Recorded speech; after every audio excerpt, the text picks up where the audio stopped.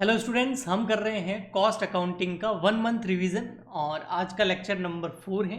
3 lecture मैं पहले upload कर चुका हूं कि प्लेलिस्ट आज बना देंगे। प्लेलिस्ट के अंदर आपको वो 3 लेक्चर भी मिल जाएंगे और आने वाले लेक्चर्स भी वहां आपको मिल जाएंगे। आज के इस लेक्चर के अंदर हम स्टार्ट करने वाले हैं अकाउंटिंग फॉर मटेरियल कॉस्ट। तो सबसे पहले समझते हैं मीनिंग ऑफ मटेरियल कि भाई मटेरियल होता क्या है। ठीक है, देखो कोई भी प्रोडक्ट होता है, उस प्रोडक्ट के अंदर सबसे मेन पार्ट जो होता है ना वो मटेरियल होता है। वैसे किसी भी प्रोडक्ट के अंदर 3 चीज़ें लग सकती है, एक मटेरियल लग सकता है, एक उसके अंदर लेबर लग सकते हैं और एक इसके अंदर ओवरहेड लग सकते हैं। लेकिन इसमें सबसे मेन पार्ट कौन सा होता है पता है?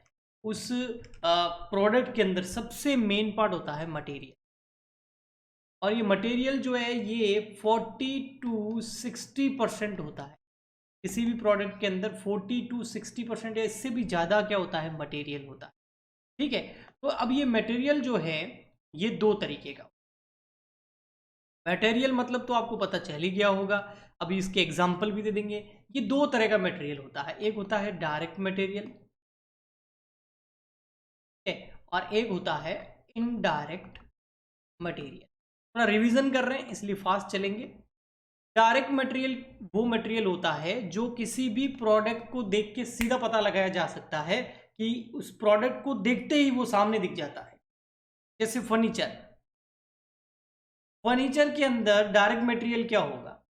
टिम्बर, सीधी दिख जाएगी आपको। लकड़ी जो है सीधी सामने दिख जाएगी, टिम्बर। तो मटेरियल जो होता है ना वो डायरेक्ट मटेरियल वो मटेरियल हो जाता है जो प्रोडक्ट को देखते ही पता चल जाता है कि ये किस चीज का बना हुआ है। ठीक है, वो डायरेक्ट मटेरियल हो गया। होता है इनडायरेक्ट मटेरियल। इनडायरेक्ट मटेरियल जो होता है वो प्रोडक्ट को देख के ही पता नहीं लगता है, लेकिन वो भी उसके अंदर जरूर लगा होता है। जैसे कि अगर बात करें फर्नीचर की, कोई भी फर्नीचर ले लीजिए, उसके अंदर कीलें वगैरह तो लगी होती है ना, हील्स, लेकिन वो डायरेक्ट हमें दिखाई नहीं देती है, या उसमें उसका जो पार्ट होता है ना वो बहुत कम होता है। डायरेक्ट मटेरियल का किसी भी प्रोडक्ट के अंदर जो पार्ट होता है वो बहुत ज़्यादा होता है, उसका हिस्सा बहुत ज़्यादा होता है। लेकिन इनडायरेक्ट मटेरियल होता तो बहुत ज़्यादा इंपॉर्टेंट है, लेकिन वो कम होता है, उसका पार्ट बहुत कम होता है, इसलिए उसको इनडायरेक्ट मटेरियल बोलते हैं। तो मटेरियल 2 टाइप के होते हैं, डायरेक्ट और इनडायरेक्ट मटेरियल। ओके, अब हम बात करते हैं नेक्स्ट। वो हमारा आता है मटेरियल कंट्रोल। मटेरियल कंट्रोल क्या होता है? मटेरियल कंट्रोल, मटेरियल को कंट्रोल करना। हाँ, एक कंट्रोल तो हमने सुना था जिसमें उदय सेठी बोलता है कंट्रोल कंट्रोल कंट्रोल। तो वो वाला कंट्रोल नहीं है ये मटेरियल की कॉस्ट को कंट्रोल करने की बात किया। क्योंकि मटेरियल की कॉस्ट तो लगती है ना, मटेरियल फ्री में थोड़ी आता है। मटेरियल की कॉस्ट को कंट्रोल करने की बात कर रहा है ना। Material control involve the planning, जो आप प्लानिंग कर रहे हो, जो आप ऑर्गेनाइजिंग कर रहे हो और जो आप कंट्रोलिंग कर रहे हो। किसका? किसको प्लान करना, किसको ऑर्गेनाइज करना, किसको कंट्रोल करना? Procurement, storage and usage of material. जो आप मटेरियल को बाय कर रहे हो उस टाइम आप ज़्यादा महंगा तो बाय नहीं कर रहे हो, उसके बाद उसको स्टोरेज जो कर रहे हो उसकी स्टोरेज कॉस्ट ज़्यादा तो नहीं आ रही है, कहीं बहुत ज़्यादा फालतू का मंगा के तो नहीं रखा है, या बहुत कम मंगा के तो नहीं रखा है कि ज़रूरत पड़ने पर मटेरियल ही खत्म हो गया, फिर ऑर्डर दे रहे हैं, फिर 10 दिन में आ रहा है, तब तक लेबर खाली बैठे हैं। या उसकी स्टोरेज सही से तो नहीं कर रहे हो, वहाँ पर कोल्ड स्टोरेज की ज़रूरत है आपने नहीं लगा रखा है, जिसकी वजह से मटेरियल कहीं वेस्ट तो नहीं हो रहा है, कहीं वहाँ पर उसका आपने इंश्योरेंस वगैरह करा रखा है कि नहीं करा रखा है ना। तो स्टोरेज कॉस्ट हो गई, परचेज कॉस्ट हो गई, और यूसेज ऑफ मटेरियल। जहाँ पर 1 किलो के अंदर 10 यूनिट बन सकती है किसी भी प्रोडक्ट की, 1 केजी के अंदर 10 यूनिट बन सकती है, कहीं वहाँ पर आप 1 केजी का यूज़ करके केवल 8 यूनिट ही नहीं बना रहे हो। यूसेज ऑफ मटेरियल, क्या आप उसका यूसेज सही कर रहे हो कि नहीं कर रहे हो? क्या उसका 100% जो है कैपेसिटी यूज़ कर पा रहे हैं आप? क्या उसको 100% एकदम सही तरीके से यूज़ कर पा रहे हैं? अगर आप ऐसा नहीं कर पा रहे हैं, अगर आप महंगा परचेज कर रहे हो, स्टोरेज कॉस्ट आपकी बहुत ज़्यादा है, श्रिंकेज वेस्टेज वगैरह बहुत ज़्यादा होता है, यूज़ भी आप सही से नहीं कर पा रहे हो उसका, तो फिर आपकी मटेरियल की जो कॉस्ट है वो बढ़ जाएगी। और मटेरियल एक इम्पोर्टेंट पार्ट होता है किसी भी प्रोडक्ट का।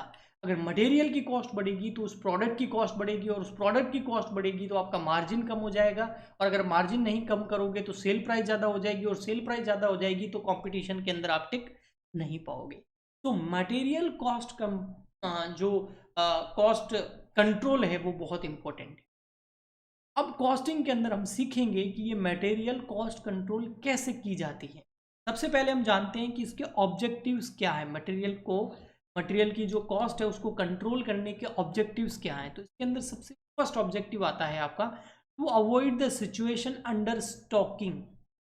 अंडर स्टॉकिंग का मतलब हो गया कि स्टॉक के अंदर मटेरियल बहुत कम पड़ा है और एकदम से जो है आपको पता चला, आपने ऑर्डर दिया, ऑर्डर आया तब तक तो लेबर बैठा है, मशीनें बंद पड़ी। तो कंटिन्यू सप्लाई करने के लिए ना, किसी भी फैक्ट्री जो मैन्युफैक्चरिंग यूनिट्स होती है, कंपनीज होती है, वहाँ पर परचेज डिपार्टमेंट अलग होता है, मैन्युफैक्चरिंग डिपार्टमेंट अलग होता है, मार्केटिंग डिपार्टमेंट अलग होता है। परचेज डिपार्टमेंट का काम होता है मटेरियल को परचेज करना और मैन्युफैक्चरिंग डिपार्टमेंट में सप्लाई करना।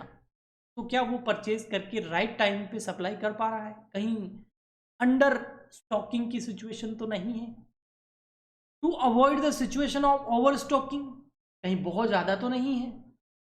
अगर बहुत ज़्यादा मंगा लिया तो अलग से गोडाउन लेना पड़ेगा, उसका रेंट लगेगा, खर्चा बढ़ गया। इसके अलावा उसका इंश्योरेंस कराना पड़ेगा, उसके एक जो है चौकीदार को रखना पड़ेगा, है ना, सेफ्टी के लिए, सिक्योरिटी के लिए। इसके अलावा उसके वेस्ट होने के चांसेस भी बहुत ज़्यादा हो सकते हैं।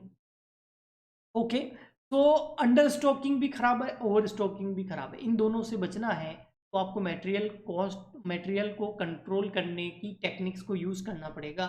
हाँ, उन टेक्निक्स को यूज़ करने के बाद आप अंडर स्टॉकिंग और ओवर स्टॉकिंग से बच सकते हैं। To ensure the procurement of material in store of the required quality at minimum cost from reliable sources.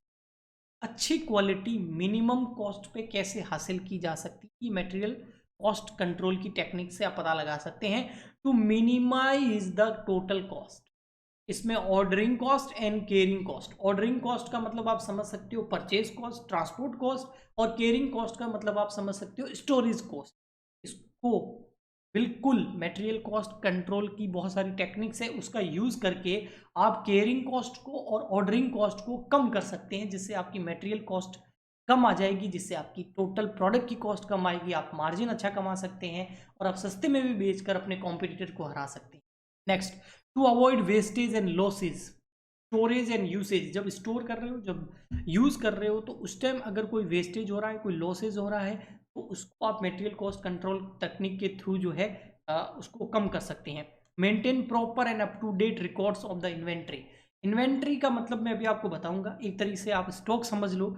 Stock का प्रॉपर मेंटेन हो जाता है, उसका अप टू डेट रिकॉर्ड्स आपके पास अवेलेबल रहता है, जिसकी वजह से अगर कोई भी किसी भी प्रकार का लॉस होता है, वेस्टेज होता है, तो उसके लिए कौन बंदा रेस्पॉन्सिबल है वो आराम से पता लगाया जा सकता है, उसको पकड़ा जा सकता है, उसको सजा दी जा सकती है, और जिसकी वजह से उसको हटाया जा सकता है, जिसकी वजह से आपके बहुत सारे लॉसेस जो है वो बच जाएंगे, आपकी कॉस्ट कंट्रोल में आ जाएगी मटेरियल की। To provide the required information to the management as such to help the management in taking inventory decision. Stock के बहुत सारे डिसीजन लेने होते हैं, तो उन डिसीजन को, जैसे make and buy decision, material खुद ही बना दें या बना बनाया खरीदें फिर उससे फिनिश गुड्स बनाएं, है ना।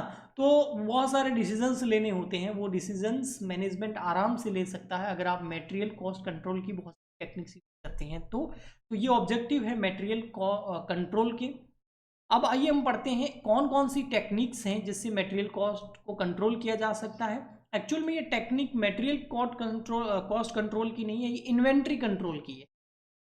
मटेरियल का मतलब ओनली मटेरियल होता है, इन्वेंट्री का मतलब हो गया है आपका stock of finish goods, stock of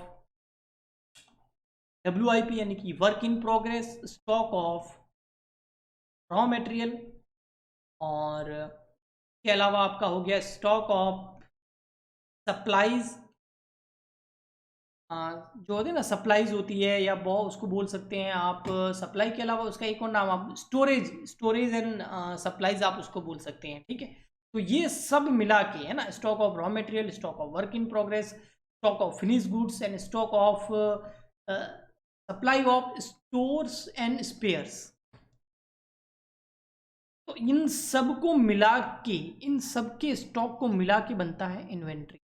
तो इन्वेंट्री कंट्रोल का मतलब हो गया फिनिश गुड्स की कॉस्ट को भी कंट्रोल करना है, वर्क इन प्रोग्रेस की कॉस्ट को भी कंट्रोल करना है, रॉ मटेरियल की कॉस्ट को भी कंट्रोल करना है, सप्लाई जो कर रहे हो स्टोरेज एंड स्पेयर पार्ट्स उसकी भी कॉस्ट को कंट्रोल में रखना है। तो इसकी कौन कौन सी टेक्निक्स है, एक है ABC एनालिसिस टेक्निक, एक है इकोनॉमिक ऑर्डर क्वांटिटी EOQ, एक है stock level, minimum level, maximum level, reorder quantity. और ये तीनों की तीनों एग्जाम पर्पज से बहुत ज़्यादा इंपॉर्टेंट है। आने वाले लेक्चर्स में हम इनके बारे में डिटेल में आपको समझाएंगे, इनके फॉर्मूलाज, इनके रीजंस, इनके ऑब्जेक्टिव्स और इनकी न्यूमेरिकल्स।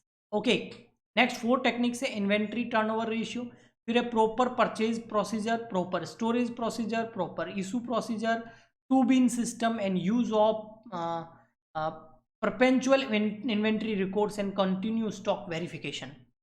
ये सारी टेक्निक्स हैं इन्वेंट्री कॉस्ट को कंट्रोल करने की, जिसे आने वाले लेक्चर्स के अंदर हम पढ़ेंगे।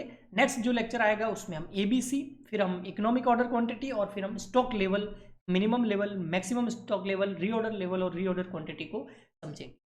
तो हम मिलते हैं नेक्स्ट वीडियो में। अगर आपको हेल्प मिल रही है लाइक करें, शेयर करें अपने फ्रेंड्स के साथ, उनकी हेल्प हो जाएगी, कमेंट करें। हम मिलते हैं नेक्स्ट वीडियो में। आज के लिए इतना ही, तब तक के लिए गुड बाय एंड